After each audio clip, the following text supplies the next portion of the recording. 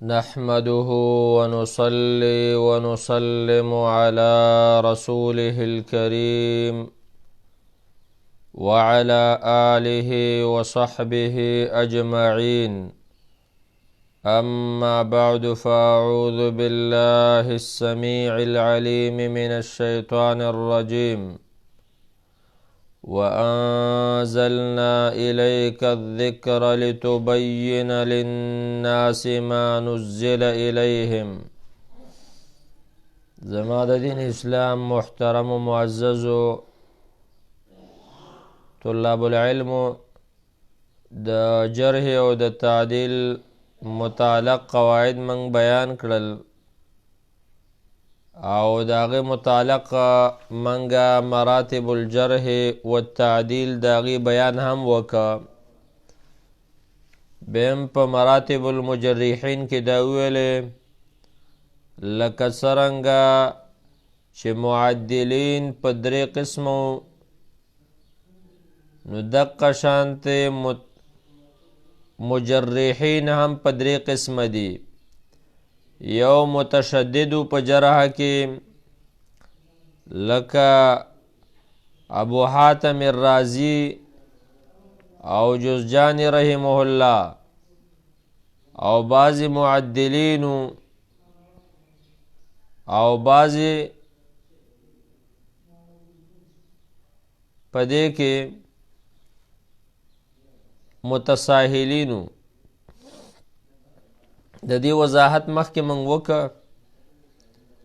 نو اوس بعضې الفاظ د جرح او د تعدیل په نیز د ائمة الحدیث، مدلولات الفاظ الجرح والتعدیل عند العلماء،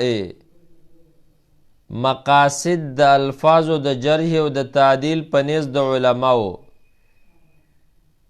هر یو عالم چې کوم د ائمة الجرح و تعدیل نه دی، یو راوی باندې د یو لفظ اطلاق کوي، نو د هغې څه مقصد دی؟ مثلا دلته به موږ اول راواخلو هغه الفاظ د جرح او د تعدیل په نیز د امام بخاری رحمه الله او د هغې مقصد. عمر عبد المنعم سلیم حفظه الله خپل کتاب کې دیتا عنوان ورکړی دی بعض الفاظ التجریح والتعدیل عند الامام البخاری رحمه الله. بعضی الفاظ د جرح و تعدیل په نیز د امام بخاری رحمه الله. ناغه وی چې اول لفظ هغه کم یو دی؟ منکر الحدیث. منکر الحدیث د دې څه مقصد دی؟ مدلول د لفظ هذا اللفظ من قبیل الجرح الشدید عند الامام البخاری. و دا لفظ د قبیله د شدید جرح نه دی په نزد د امام بخاری رحمه الله، چې د دې متابعه هم نشي کېدلی.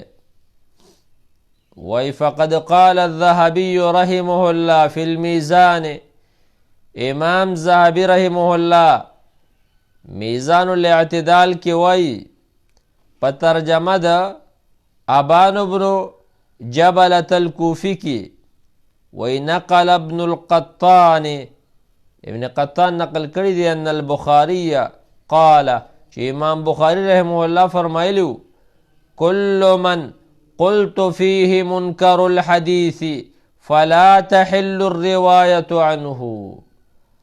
هر هغه څوک، هر هغه راوي امام بخاري وایي چې د هغه په باره کې زه وایم چې منکر الحدیث دی، نو د هغه نه روایت نقل کول حلال نه دي.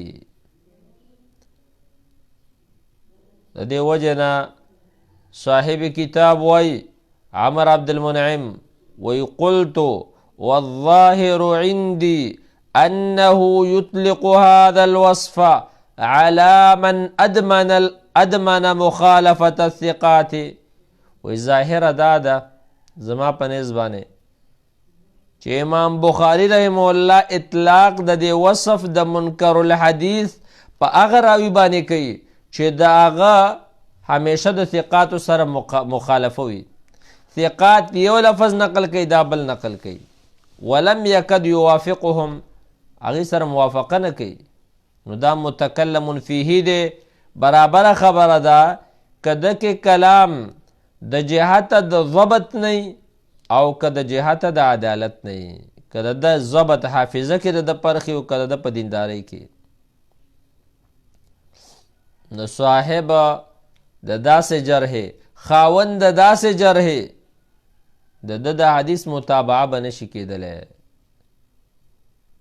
دویم لفظ چې امام بخاری رحمه الله راوړي هغه دا چې امام بخاری وایي فیه نظر، په دې کې نظر دی. کله کله د یو راوي په باره کې هغه دا وایي چې فیه نظر، د دې څه مقصد دی؟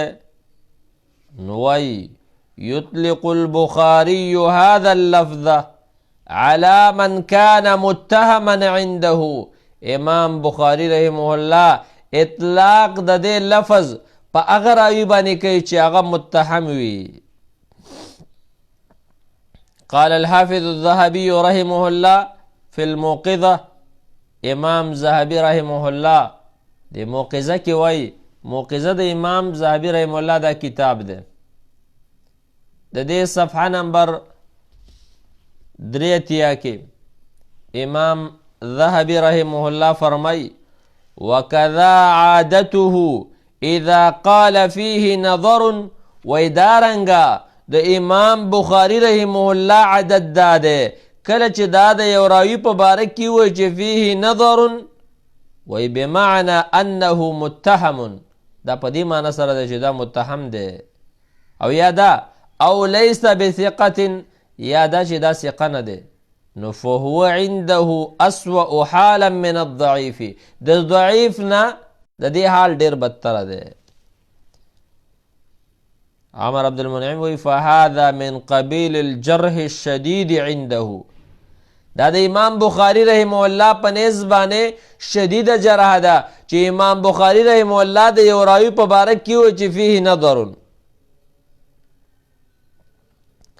دریم نمبر کې کله کله امام بخاری رحمه الله د یو راوي په باره کې وایي سکتو عنه. سکتو عنه معنی څه؟ ترکه، پرېښی دی. د دې لفظ مقصد څه شی دی؟ هذا اللفظ يدل على ان اهل العلم تركوه. دا لفظ په دې دلالت کوي چې یاره امام بخاری کله د یو راوي په باره کې دا وایي سکتو عنه معنی څه؟ علماء دا پریښی دی. حافظ ذهبي رحمه الله په موقظه کې وایي وظاهرها انهم ما تعرضوا له بجرح ولا تعدیل. وی ظاهر د دې عبارت دا ده چې یاره محدثینو دا راوي پریښی دی، نه یې په جرح کړ نه یې ولا تعدیل کړی دی. وعلمنا مقصده منها بالاستقراء. وی منگا د امام بخاری د دې لفظ چې سکتو عنه د دې مقصد په تتبع او تلاش سره معلوم کړی دی چې د دې مقصد څه شی دی؟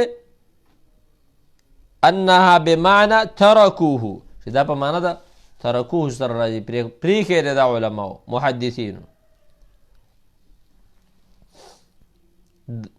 دلیل په دې باندې دا دی چې امام بخاری رحمه الله په خپل کتاب الضعفاء 15 صفحه کې روایت راوړی دی.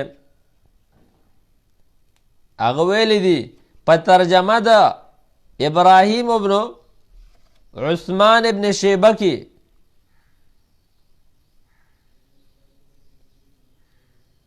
سوی د ابراهیم ابن عثمان ابن شیبه په باره کې هغه وایي سکتو عنه. امام بخاری رحمه الله فرمایي سکتو عنه. حالان کې چې من کله کتلی دي یعنی عمر عبدالمنعم سلیم حفظه الله وی چې که د دې لفظ مقصد دا شي چې سکتو عنه معنا دا چې محدثینو ته بالکل سکوت کړی پریښی دی جرح او تعدیل یې پرې نه دی کړی نو وایي ګوره په الضعفا کې امام بخاري رحمه الله یو راوي راوړی دی د ابراهیم بن عثمان په نوم باندې او د هغه په باره کې امام بخاري وایي چې سکتو عنه خو معلومه دا ده چې اهل علمو د هغه نه سکوت نه دی کړی او نه د هغه د حدیث نه بل کذبه شعبتو بلکې شعبه رحم الله د هغه تکذیب کړی دی یحیی ابن معین ولیس بثقة ثقه نه دی امام نسائی وی متروک الحدیث دی وی فمثل هذا لا يقال انه عنا بقوله فيه انهم ما تعرضوا له بجرح ولا تعديل دې کې داسې خبره نشي کولی ښه چې یاره څوک وایي چې یاره جرح او تعدیل دا پې علماو نه یې کړی د دې مقصد دا دی نه سکتو عنه معنا دا نه ده چې ګنې چا پې جرح او تعدیل نه دی کړی بلکې دا معنا چې علماو پریښی دی د ده نه روایت ته نه دی قبول کړی څلورم نمبر کله امام بخاری رحمه الله د یو راوي په باره کې وایي چې لیس بالقوي لیس بالقوي د دې لفظ مقصد څه شی دی مدلول اللفظ بمعنى انه ضعیف دا په دې معنی سره راځي چې یاره دا ضعیف دی حافظ ذهبي رحمه الله په موقظه 83 کې وایي والبخاري قد يطلق على الشيخ امام بخاری رحمه الله کله اطلاق کوي په یو شیخ باندې چې لیس بالقوي وایي د ده مقصد ويريد انه ضعیف د هغه مقصد دی چې دا ضعیف دی لیکن دلته فرق دی هغه دا چې یو دی لیس بقوی یو دی لیس بالقوی الف لام سره کله چې لیس بالقوی ویل شي نو راوی ضعیف وي خو ضعف محتمل دی خفیف دی یعنی لږ ضعیف دی کله چې وی لیس بقوی نو لیس بقوی معنا د ضعف شدید ضعیف دی ګوره نو په دې وجه باندې کله چې د یو راوي په باره کې ویلی شي چې لیس بالقوي دا به ورګرځي ضعف محتمل ته دا هغه راوي ته وایي چې د هغه حدیث د اعتبار دپاره لیکلی کیږي نو کله چې د ده حدیث د ثقاتو سره برابر و د ده حدیث به صحیح وي او وان کان والا کان منکرا مردودا که د ثقاتو سره برابر نه و د ده روایت به منکر او مردود شمارلی کیږي بل لفظ چې امام بخاری رحمه الله د یو راوي په باره کې وایي چې دا مقارب الحدیث دی مقارب الحدیث څه معنا نو وایي مدلول اللفظ د دې لفظ مقصد هذا اللفظ الاغلب انه من الفاظ التعديل وای دا لفظ غالب داره چې دا د الفاظو د تعدیل نه دی خو الا انه دون ثقة المتيقظ مگر دومره خبره ده چې دا به د ثقه متیقظ چې هغه ویښ ثقه وي د هغه نه به په درجه کې لاندې ولې وای فقد قال في عبد الله بن محمد بن عقيل دا امام بخاری رحم الله دا عبدالله ابن محمد ابن عقیل په بارک کې وایي چې مقارب الحدیث یعنی حسن الحدیث بیا وایي وصحح له حدیثا او د دې یو حدیث هم صحیح کړی دی یعتبر اصلا من الاصول چې دا معتبرېدلی شي یو اصل د اصولونه فی اثبات الصوت لله عز وجل په اثبات د صوت کې د آواز کې د الله رب العالمین د پاره چې هغه حدیث د جابر بن عبدالله رضی الله عنه چې هغه نقل کوي د عبدالله ابن انیس رضی الله عنهما نه. نو خلاصه ده چې مقارب الحدیث دا غالبه دا ده چې دا د الفاظو د تعدیل نه ده، د جرح نه ده. وم لفظ او اصطلاح د امام بخاری رحمه الله چې کله هغه د یو راوي په باره کې ووایي چې فی حدیثه عجائبو، نو فی حدیثه عجائبو د دې څه مقصد دی؟ مدلول اللفظي هو لفظ محتمل للتلین، دا هغه لفظ دی چې احتمال د ضعف لري، تلین د پاره استعمالیږي.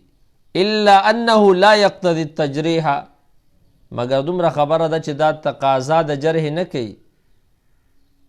الا مفسرا، مگر مفسر. والظاهر انه لا يطلقها الا في من له غرائب، یعنی مقصد دا ده چې فی حدیثه عجائب دا جرح مبهمه ده، محتاجه د تفسیر ته، او ظاهره ده چې دا لفظ د هغه چا په باره کې امام بخاری رحمه الله استعمالوي چې د هغه غرائب وي، تفردات وي.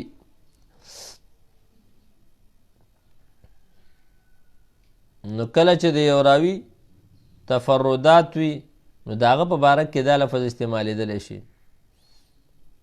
یو د هغې نه دا قول د امام بخاری رحمه الله په باره د سعید بن جمحان کې چې دا راوي د دې حدیث دی چې الخلافة 30 سنه، خلافت به 10 کاله. دا روایت د سفینی نه نقل دی رضی الله تعالی عنه. نو ګوره امام بخاری رحمه الله د دې سعید ابن جمحان په باره کې وایي فی حدیثه عجائب، د ده په حدیثو کې عجائب دي، او سعید د ده توثیق امام احمد کړی او نورو، او حدیث یې ورله هم صحیح کړی دی د سفینې نه چې مخکې کم ذکر شو.